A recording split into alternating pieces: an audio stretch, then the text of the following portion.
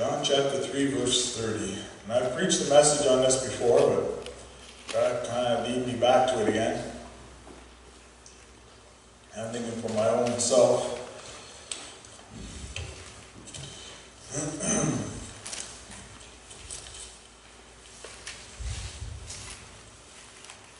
John chapter 3, verse 30. He must increase, but I must decrease. Let's pray. Dear Heavenly Father, thank you again, Lord, for this day, and thank you for the beautiful sunshine, Lord, and Lord, I thank you for the people that came out tonight, Lord, to hear your words, Lord, and to come and seek you, Lord, this evening. And Lord, I just want to thank you for bringing Pastor and Pat home safely, Lord, from their trip, and Lord, I pray that they were well rested, and I'm sure they'll have to get some rest today, Lord, from the flight home late in the early evening or early morning, late evening, Lord. And I just pray, Lord, that you would be with them for this week as they get back into the swing of things and getting caught up at home, and watch over them, Lord. And Lord, I just pray, Lord, for our prayer requests, Lord, and I pray for Shirley Ann, Bill, Arda, and Joanne, and Brother Hartman, Lord, and anyone else, Lord, that may be sick, Lord. I pray, Lord, that you would touch them and heal them, Lord, and raise them up to full strength, Lord.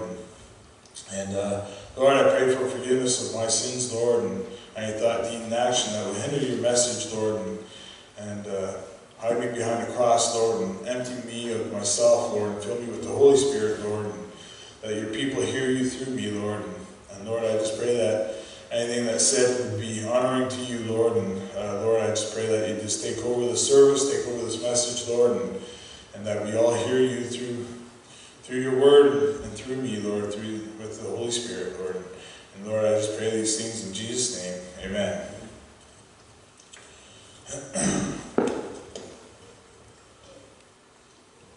You have to bear with me. For some reason, my throat's starting to get sore. And finding a little bit of stomach stuff today, so it was an interesting afternoon. So, anyway.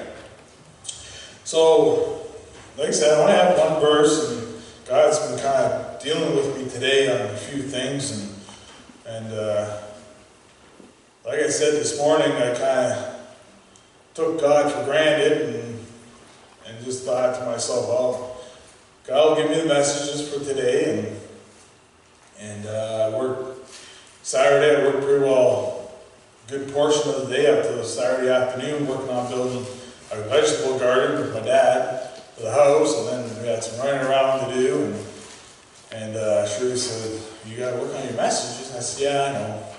I said, I'll be okay. And went to bed. I kind of prayed last night, and okay, Lord, it's crunch time now. What do you want me to preach on? And then this morning I got up at 5, and I still didn't really, I kind of had an idea of the morning service, and I kind of had an idea of the evening service, but the morning service was just Bible verses that I read at work, and so I got up at 5 this morning and kind of read them over and prayed to the Lord and asked him to forgive me, and sorry for taking them for granted that he would just give me something to preach on. So between dealing with my own health issues like for today and trying to pray and see where God was leading me, I looked at a few older messages, and God kind of grabbed a hold of me and said, look, I want you to preach on this. And I'm like, okay, what do you want me to say?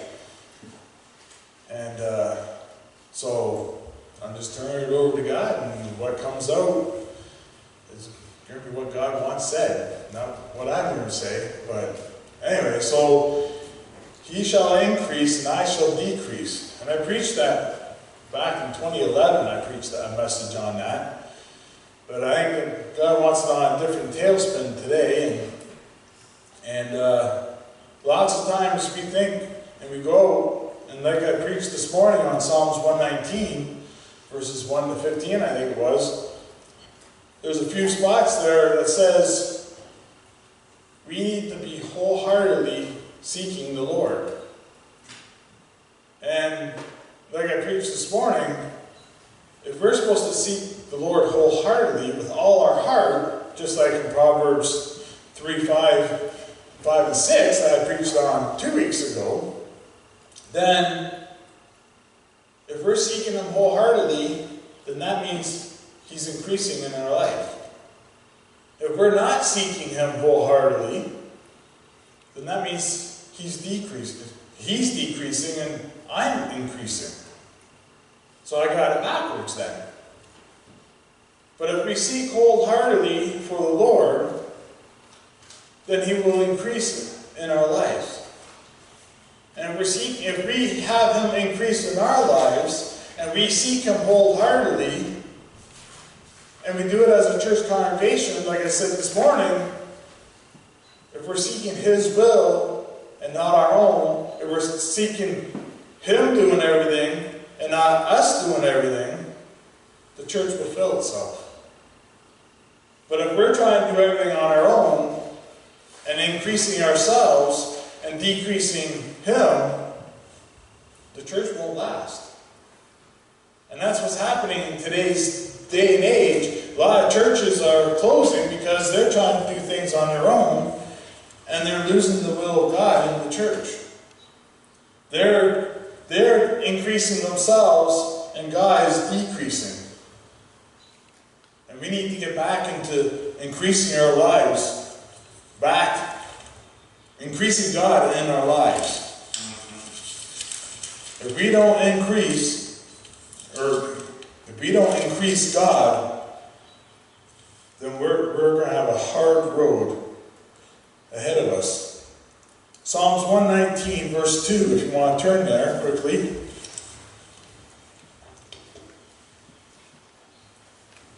I'm not going to try and re-preach this morning message, but I'm just going to show you what I'm talking about here.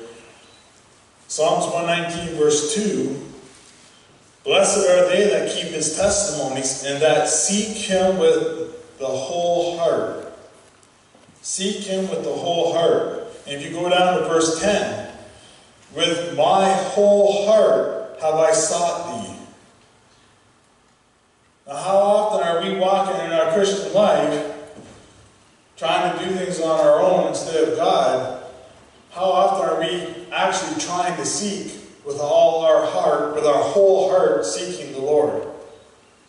Can you honestly say tonight, in front of God, and I'm not looking for raising hands or anything, but can you honestly say that every day, are you praying wholeheartedly to the Lord? Are you trying to walk your Christian life wholeheartedly so He increases? I think if we increase Him more and more in our lives, He'll increase the blessings to us. If we go through the Bible, and we know these stories really well, and I'm not going to turn to the Bible for them, but Daniel prayed 3 times daily. He kept increasing the Lord. He kept faithful to the Lord. And the Lord blessed him for that. He survived the lion's den. Same as Shadrach, Meshach, and Abednego. They prayed. They stayed faithful. They kept the increase of God in their life, and they survived. And we go through the stories. And if we look at Paul, or Saul, before he turned to Paul, became Paul, we look at Saul, he was doing the opposite. He was trying to decrease God in the cities. He was going after the apostles. He was going after anyone who was preaching God or preaching Christ. And he was going to try and kill them. So he was trying to decrease God in those cities, whereas the apostles are trying to increase God. And then God, you know the story quite well, God got a hold of him and said, "Why are you persecuting me?" And then he said, "Well, what do you want me to do?" And then, of course, Jesus Christ told him, "You need to go to this place and and you'll get your sight back, and you're going to follow me. And we know the story of Paul. And after that day, Paul increased his life as much as possible with God in it. If he did not, and he stayed on his path of decreasing, having God decrease in his life, I don't know if he would have survived all the things he went through. But because he got faithful to God, he saw him wholeheartedly, God blessed him and used him as a testimony and a tool to survive that snake bite, and to survive the shipwreck, the stoning, the imprisonment, all those things.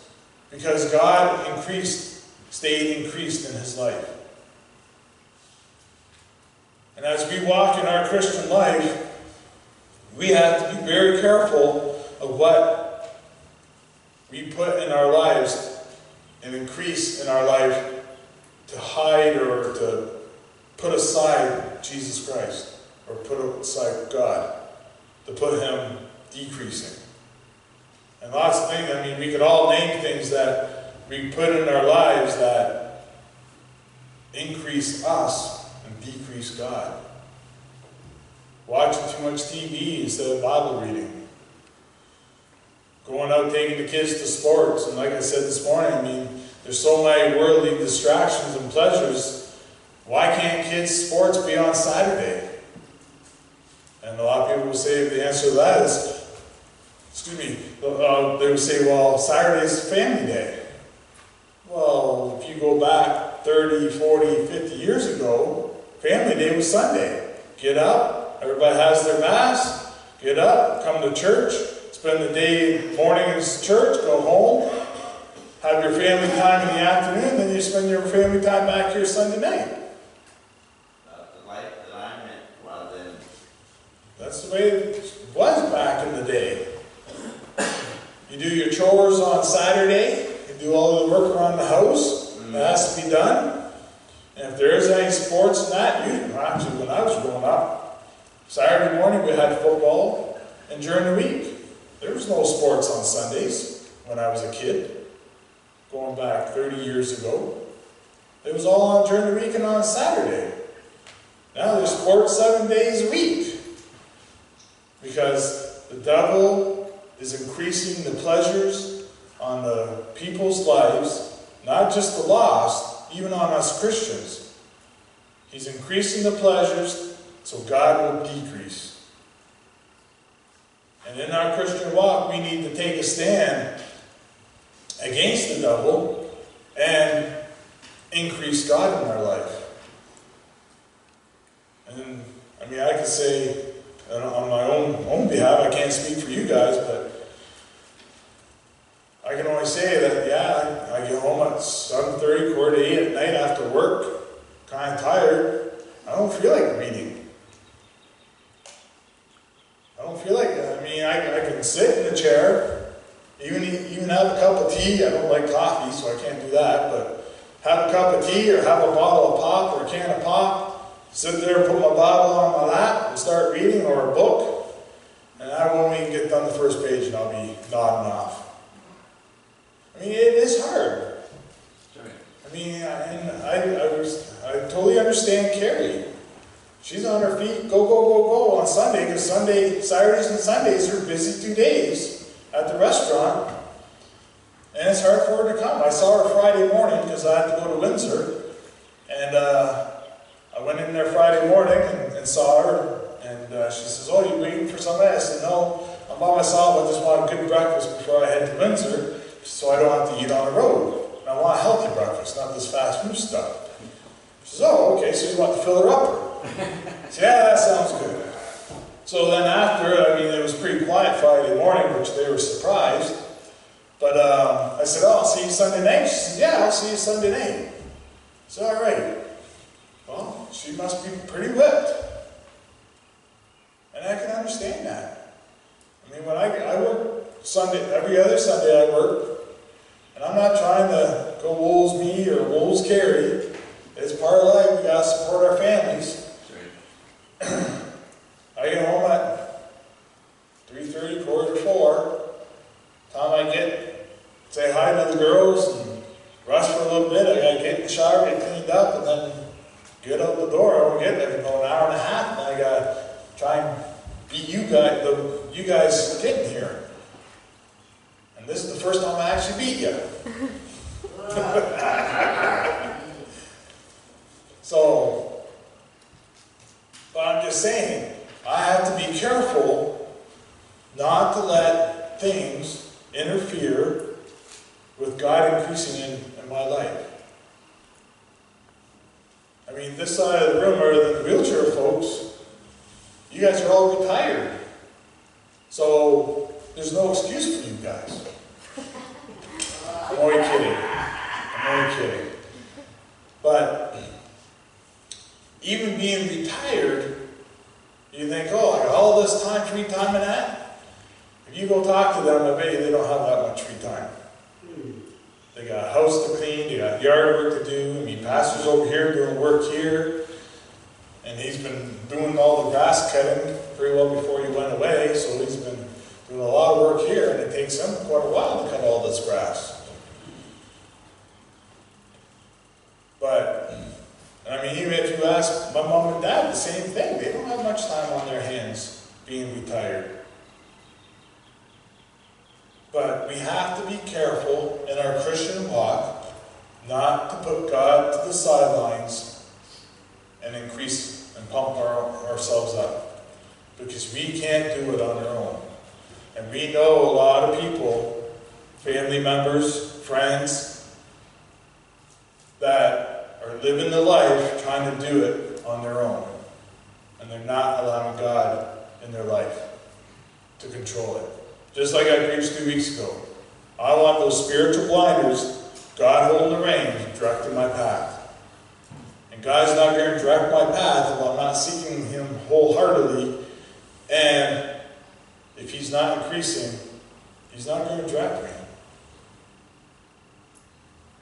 I mean, if I'm going to try and take over a church, this church, or wherever God leads me, I don't know. I'm assuming I'm staying here.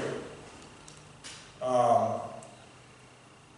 I increase my own life, or try and increase my time with my wife, God, if I try and start a church, He'll just close the doors. And Pastor Matt knows someone who tried to do that. I'm not going to say any names, but he tried to start a church. It didn't last very long. It only lasted 3 to 5 years, I think it was. Because he had too much other stuff on the go. He wasn't wholeheartedly trying to start that church. That's right. He wasn't getting God to increase in his life in that church. And that's it's tough. It's really tough to live 100% Christian life in this world. The devil gives you a lot of distractions. There's a lot of pleasures up there. Like I said this morning, and I'll say it again because it's the truth, that if you go back 40, 50 years ago, what distractions would there be? They didn't have, well, I shouldn't say 50. When did TV come out? 60s? Early 60s? It's black and white, the 60s. 40? So 60... 50s, bro. Okay, so 50, so we're in 2017, so that's 50, 67 years ago. My math is right. Yeah. So in the 50s, there was no TV. There was no internet, that's for sure. A computer back then was as big as this room. Oh, yeah. Right? So there was no distractions in that. I mean, yeah, okay. Back in the 50s, 60s, they had the cars. They had the cruises. They had the drag racing on the street. They had that. They had the drive-in theater. They had the theaters. Well, maybe that'd be more later 60s. But again, they didn't have computers. They didn't have video games. The sports wouldn't be as big back then. I mean, I'm not 100% sure because I was born in the 70s. But nowadays you have computer. Every kid's got a computer in their room. Every kid's got a video console, whether it's the Wii, PlayStation, Xbox. Each kid's got a cell phone nowadays. Even like 8-year-olds have cell phones. Sports, you name it. The kids in every single sport you can think of. Hockey in the winter, football in the fall. Could be swimming, gymnastics, synchro, soccer, baseball. There's so many sports now that the people are offering. And the devil is just laughing his head off. Because the more he can get you involved in that stuff, the less God is going to be in your life. And it's tough. I mean, that's one thing when we raised our kids. And I was thinking of something else too. And what's that, Wayne? The drive-in. Yeah, the drive-in movies. That, big screen and TV and... Yeah, that's true. But back in those days, I don't know for sure, but I bet you the drive-in movie wasn't open on a Sunday. I mean, you guys can agree or disagree, I don't know. I'm not sure. But I know the stores weren't open on a Sunday. Stores were all closed on a Sunday. Stores didn't start opening until mid-80s, I think. Somewhere in there. Maybe early 90s, late 80s. Somewhere in there. And then it was only like 12 to 5. But then it went from 12 to 5, now it's 11 to 6, now some stores are open all day. I remember years ago, this is quite a few years ago, when we played baseball, the team that we played on, Penman's folded, so I didn't want to go to one of these teams that was more like where they had beer and so on. So I went to Kitchens, which is out in the country, and it came to a game. Grays wanted us to play a game on Sunday, and our whole team said no. We wouldn't play the baseball game on the Lord's Day. Amen. Back then, people had enough sense to say, no, we're not going to play on Sunday. Now the team's parents would say, oh, can we make up that game on Sunday? Sunday is the first option. Because God's decreasing in everybody's life. And we're in the end times, and my dad and I were talking about it when we were building the garden. And we were talking about, he made a reference, and I think he said in 1 Peter or 2 Peter, this reference, and we looked it up this morning, I think he's referencing Matthew. And he said, Jesus said that God would put signs in the air, or in the sky. Matthew 24. What's that, sorry? I think it might be 24 or Matthew. Yeah. So, and we're already seeing some signs in the sky of the end times. I mean, like I said, the Star of David has reappeared again. And my dad didn't know that one. I said, yeah, the Star of David appeared last year. And I said, I'm not sure where it is. And he said, well, it's probably in the east. And then there's a few other things that are happening. And it's just a matter of time when Christ is going to come back. God's going to say, go get my children. Or go get my church. However it is there. It's just a matter of time. And if we're not living our Christian life the way we should be, and we're increasing ourselves, and God's decreasing, wouldn't that be an embarrassment when we get called up? Being somewhere where we're not supposed to be? Or when we stand in front of Christ and He says, what did you do for my son? Or with my son? However, again, I don't know the verse that well. But you gotta give accountable what you've done. And if our life is constantly decreasing God, I'd be scared. I am scared. Even though I'm not doing a whole lot of bad stuff, I'm still scared to face it. I'm still quite nervous about it. And I know in Psalms it says, a lot of times it says, fear the Lord. I do fear the Lord. Not because He's going to take me home. I'll say this, but I mean, if someone holds a gun to my head, it might be a different story, but I would say right now, I tell people I'm not scared of dying right now. I know where I'm going. I'm going to a better place than here. Me too. I can't wait to see my mansion and walk those streets of gold. But I fear when He judges me that I didn't live up to what I should have lived up to. That I didn't increase Him enough in my life. That's what I fear. Fearing dying doesn't bother me a bit. I've almost died when I was 12 years old. 12, 13, somewhere in there. So dying is, I'll say that, I mean, if I'm on my deathbed, you come sit, and I'm like crying, weeping like a baby, you say, hey, I thought you said you weren't scared of dying. Well, it is what it is, but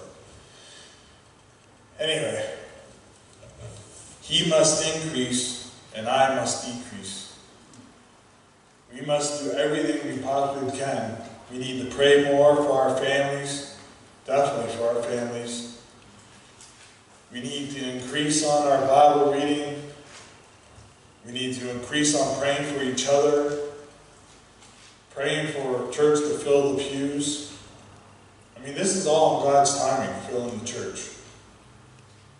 I mean, Shirley and I have talked about, there's a lot of flyers that have been out in the city already. So the seed's been sown.